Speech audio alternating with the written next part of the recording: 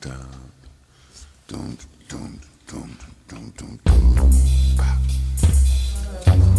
those of you amongst us this evening who are unfamiliar with the term, it means divine understanding. It is also the name of the new Kemite culture, founded on the background of our ancestor worship. Our due reverence to our noble ancestors, ancient and divine, whose wisdom graced the land of Egypt, Ethiopia, Arabia, Chaldea, Canaan, and the entire torrid zone, the torrid belt of the mystic name Ethiopia, Fahamme. Before we begin, I'd like to make a few administrative announcements. Number one, cell phones. If you have cell phones, you can keep them on, but turn them down kind of low so as to not disturb the speaker. When Manette gets here, he's going to get some refreshments and have some refreshments. And anytime you feel like you want to have a drink or have some popcorn or whatever, that's why we was waiting on him, because he's the food man. And the restroom. The restroom is through this pathway. Make a left, make another left, and it'll be on your left-hand side. I'd like to begin by thanking Kofi and the entire Sabayet community for allowing us to be here again this evening. And even though Manette is not here at this particular point in time, I'd like to pass on a big thank you to Manette for all that he's put into making this happen. He's put in a lot of effort, and he always puts in a lot of effort to make this happen for us. Now, before I introduce to you the speaker, or as we like to say, the teacher for this evening, I would like to introduce a prophet, Paul Nathaniel Johnson. Peace and the blessings of the Most High be upon him, was a holy prophet of God, sent to the Kemites in America and worldwide.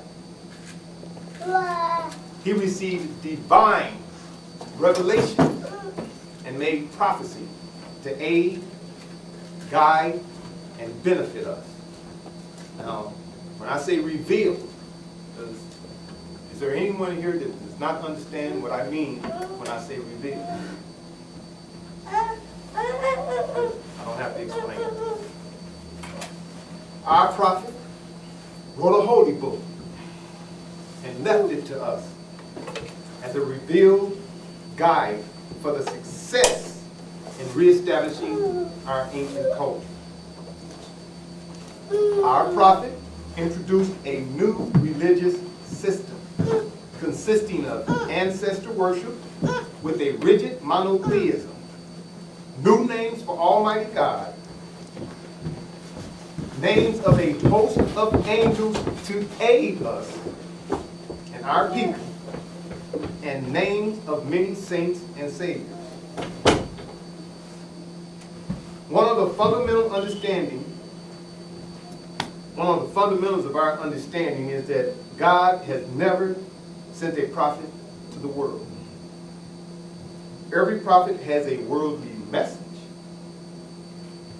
but each has a specific message for the people he or she came or come to teach. And every prophet always comes from amongst the people to whom he or she brings a message to. Buddha. Buddha was a prophet of God sent to the Chinese. Krishna was a prophet of God sent to the Indians. Muhammad was a prophet from amongst the Arabs sent to the Arabs. And Jesus was a prophet from amongst the Jews, the Jewish people, sent to the Jewish people. Peace and the blessings be upon all the prophets of God. The word of God is universal. But each prophet had a specific message for their people, because each people needs differ, because each culture differs. We ought to show you that the Kimite in America and worldwide has not been forsaken. The high priest was taught by the adept Wabra Samahi, who was taught by the holy Fahamme Prophet, Paul Nathaniel Johnson, Fahamme Prophet, the Robetuha, the successor to all the gods of kingdom. We are in the rebuilding stages of this organization. The prophet left us with everything we need to reestablish our ancient culture.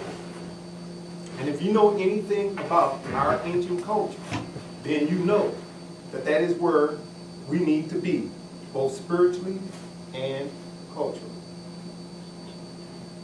High priest is going to teach you something here tonight. And based on how much you put in,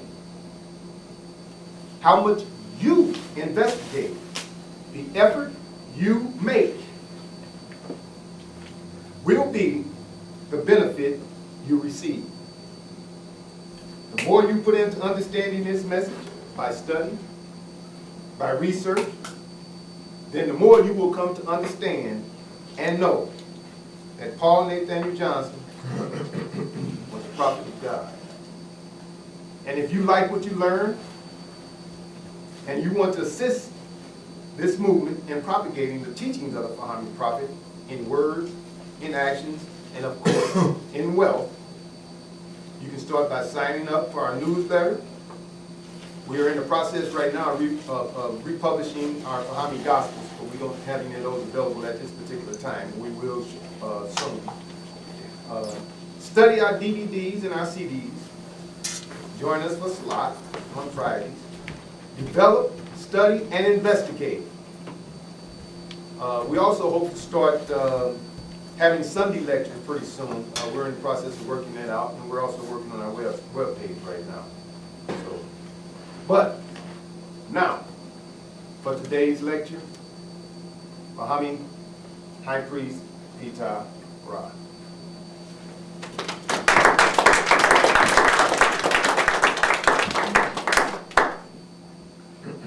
Well, thank you again. Thank you. I'll take that off. To all of you for braving the weather. And coming out to see what I have to say. Some of you, this is your seventh trip over here. This is where I recognize some people.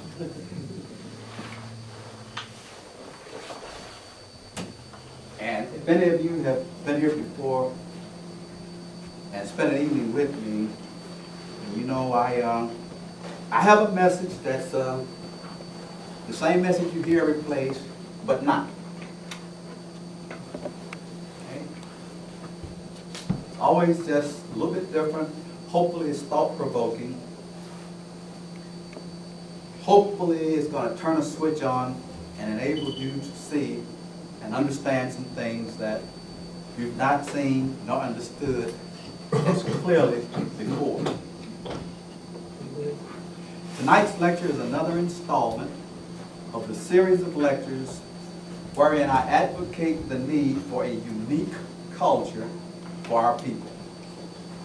The prior lectures are on DVD and available for purchase if you have an interest in gaining a complete insight of the need for culture from the Fahamme perspective.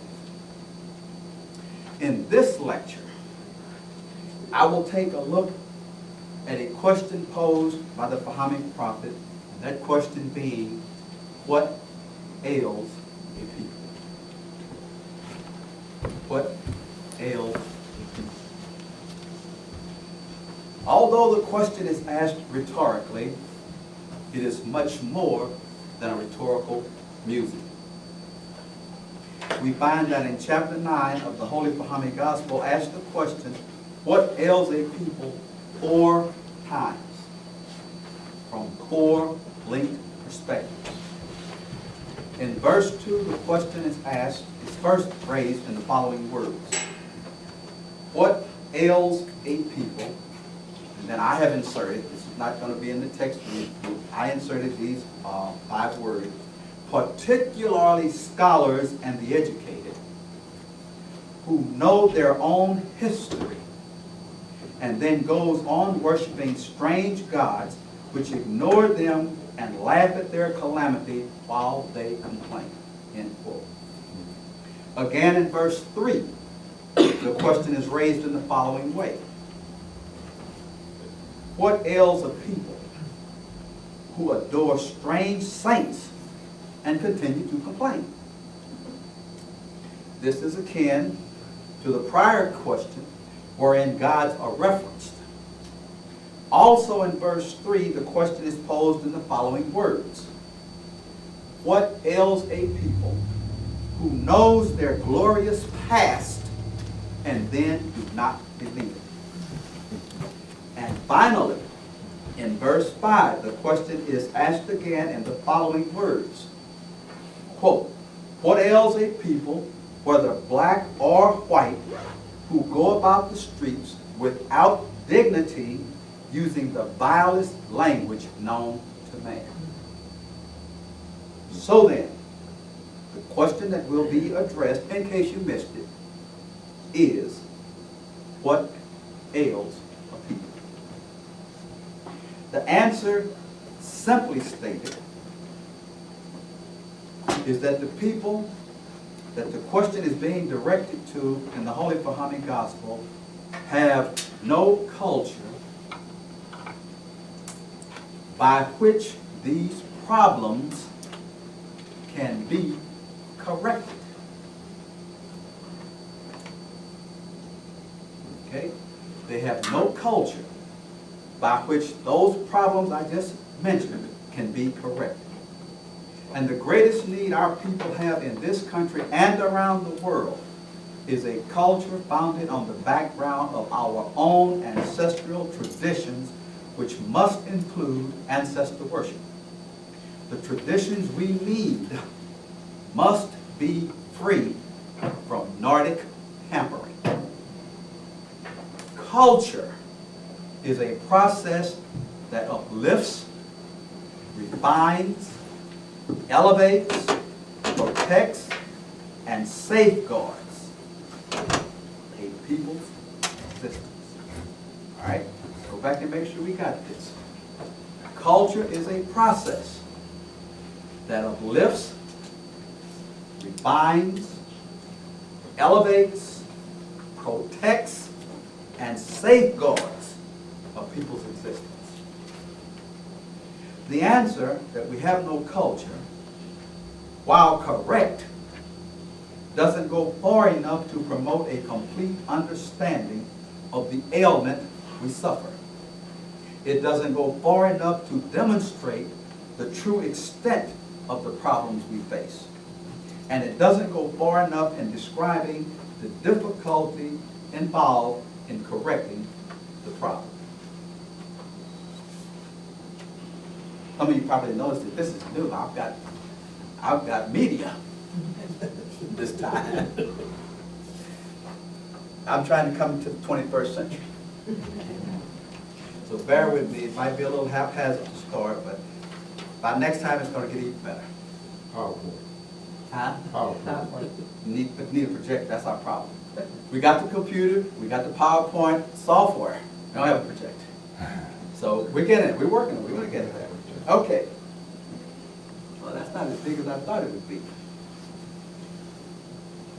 Culture, a people's culture, is the lifeblood of that race. No if, no and, no buts. It is the lifeblood of a race from the beginning of that race right on up till its end. Culture. Am I making it sufficiently clear from my perspective how important culture is? All right. The lecture series that I have been conducting for the past 3 years is entitled The Need for Culture, because I recognize the need for culture as the most pressing need our people have. The Fahamme Rasul titled himself the Culture Prophet. He titled the 9th chapter of the Holy Fahamme Gospel, Culture.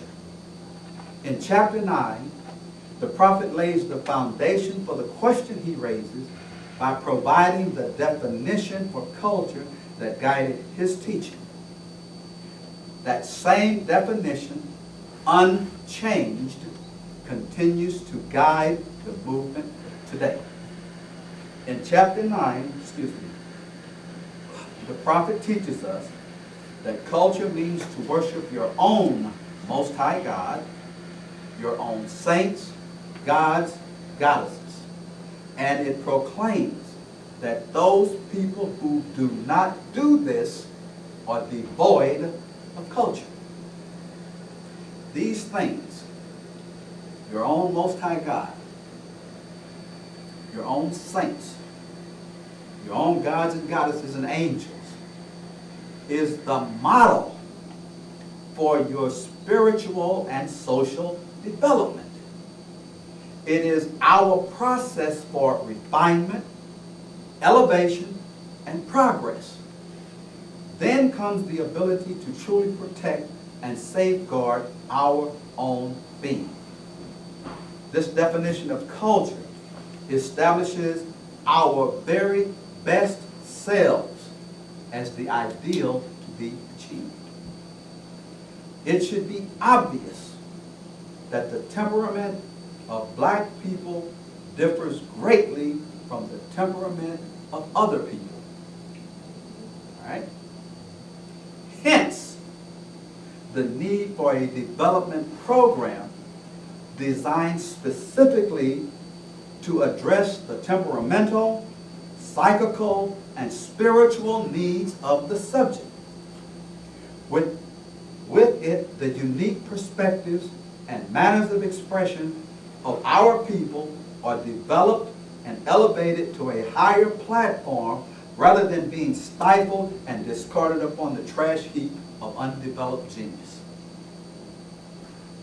What happens to our young people when they don't know what to do with them? Pitch them away. Should not be. And it's not their fault, not their responsibility.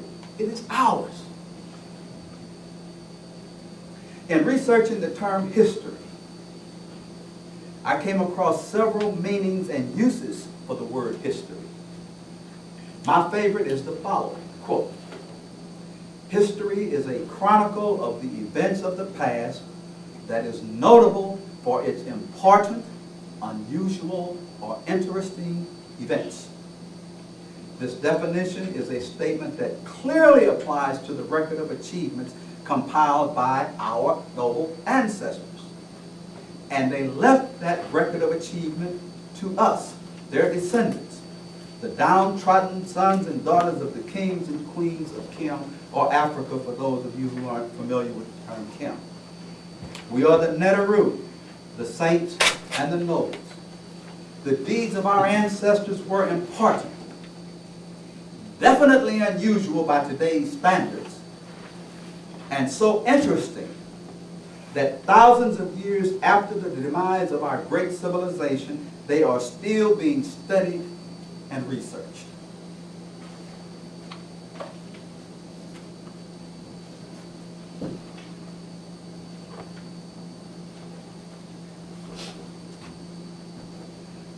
Our history and our languages are the keys to our culture. And don't let anybody tell you